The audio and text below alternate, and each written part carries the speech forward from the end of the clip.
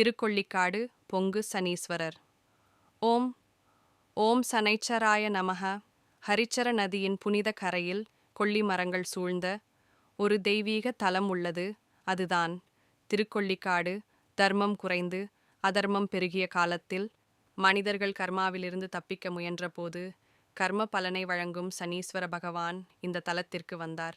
யாரும் கர்மாவிலிருந்து தப்ப முடியாது, கர்மா காலம் வந்தால் பொங்கியே தீரும் என்று கூறி இந்த கொள்ளிக்காட்டில் தவத்தில் அமர்ந்தார். அவர் தவம் செய்த இடத்தில் மக்களின் பாவ கர்மங்கள் உருகி பொங்கி கரைந்து போனது.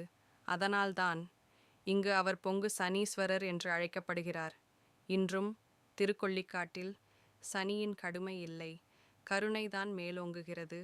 பொறுமை, நேர்மை, தர்மம் இவைகளே சனீஸ்வரருக்கு உண்மையான பூஜை. அதனால்தான் பெரியவர்கள் சொல்வார்கள், திருக்கொள்ளிக்காட்டில் சனியின் கோபம் இல்லை, கர்மா கழியும் கருணைதான். ஓம் சனைச்சராய நமக.